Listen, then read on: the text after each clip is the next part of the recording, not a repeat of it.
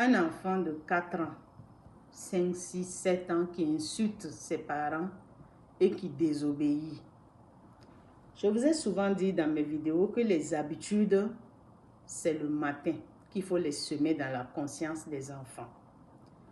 Pour des enfants qui sont dans ce cas, les matins très tôt, vous allez dans leur chambre, vous les réveillez. Avant qu'ils ne se lavent le visage, vous demandez à l'enfant, qui vois-tu?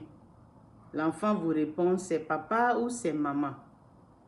Ok, tu vas répéter, je respecte papa, je respecte maman. J'obéis à papa, j'obéis à maman un certain nombre de fois avant que l'enfant n'aille laver son visage. Parce que chaque matin, c'est comme une résurrection. Donc la conscience de l'enfant est plus disposée à enregistrer les nouvelles choses qu'on veut lui apprendre. Le soir, du moins la nuit, avant de dormir, c'est la dernière chose encore que l'enfant va répéter. Et la boucle est bouclée. Le matin, le subconscient a reçu l'information. C'était la première de la journée. La nuit, c'est la dernière information que le subconscient reçoit. Ce qui va se passer au cours de la journée, le subconscient ne va pas trop en tenir compte. À côté de ça, il y a le fait que c'est vous qui donnez tout à vos enfants.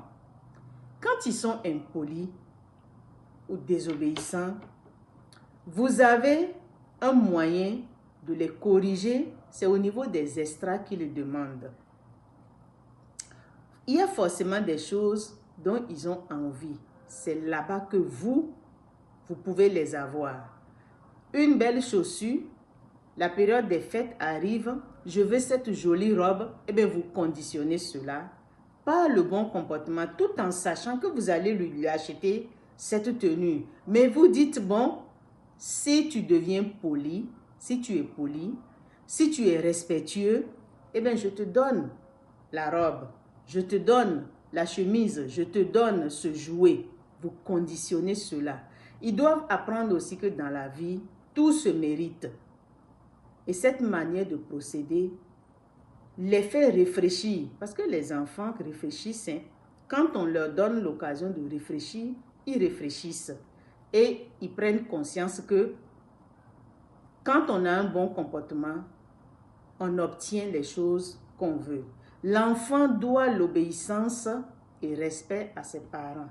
Mais envers les étrangers, l'enfant doit le respect, mais pas l'obéissance. Parce que l'obéissance aveugle envers n'importe qui peut être un piège pour un enfant.